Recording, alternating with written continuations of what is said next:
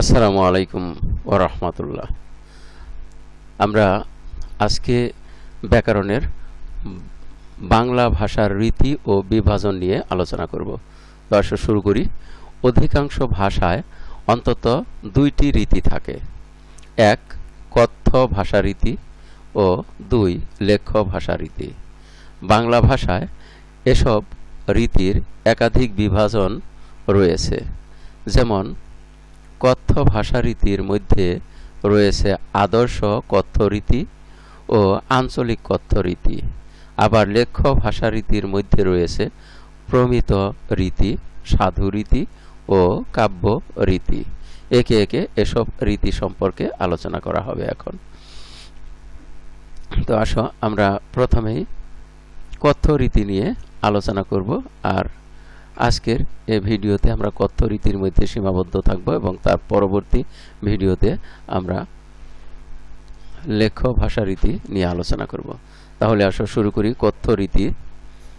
কথ্য ভাষা রীতি। কথ্য ভাষা রীতি ভাষার মূল রূপ। কথ্য ভাষা রীতির উপরে ভিত্তি করে লেখ্য ভাষা রীতির রূপ তৈরি হয়। স্থান ও কালভেদে ভাষার যে পরিবর্তন ঘটে তা মূলত কথ্য ভাষা রীতির পরিবর্তন। তাই কথ্য ভাষা রীতির পরিবর্তনের ফলে নতুন নতুন ভাষা ও উপভাষার জন্ম হয়। আঞ্চলিক কথ্য রীতি। কথ্য রীতির আঞ্চলিক ভেদ সহজে বোঝা যায়। এই আঞ্চলিক ভেদ সাধারণত অঞ্চলের নামে পরিচিতি পায়, যেমন নোয়াখালীর ভাষা, চাঁপাইনবাবগঞ্জের ভাষা কিংবা সুন্দরবন অঞ্চলের ভাষা। ভাষার এই আঞ্চলিকতা উপভাষা নামে আখ্যায়িত হয়ে থাকে।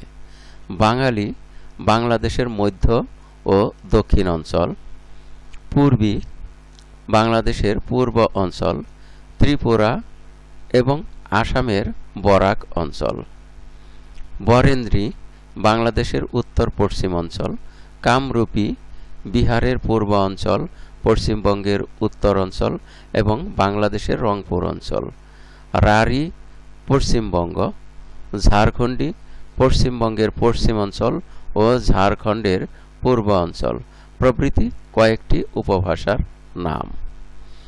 অর্থাৎ এখানে আমরা দেখলাম বাঙালি, পূর্বী, বরেন্দ্রী, কামরূপী, রাঢ়ী এবং ঝাড়খণ্ডী নামে বাংলা ভাষার কয়েকটি উপভাষা রয়েছে।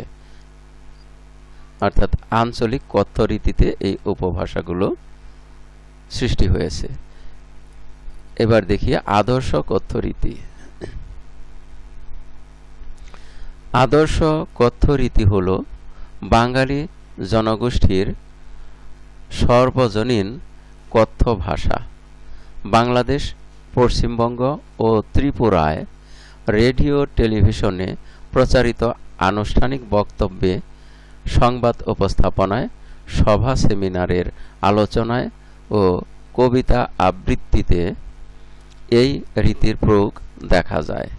এই রীতি প্রমিত লেখ্য রীতির ভিত্তি, তবে বক্তার সামাজিক অবস্থান, জীবিকা, শিক্ষা ও সংস্কৃতি ভেদে আদর্শ কথ্য রীতিতে কম বেশি তফাৎ থাকে।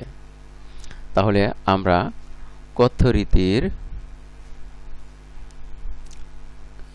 যে বৈশিষ্ট্য এবং বিভাগগুলো সেগুলো দেখলাম, যে কথ্য ভাষা রীতিতে আছে আঞ্চলিক কথ্য রীতি আর আছে আদর্শ কথ্য রীতি।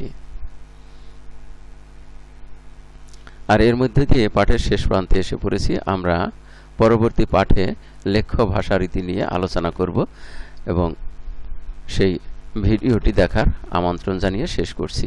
আসসালামু আলাইকুম ওয়া রাহমাতুল্লাহ।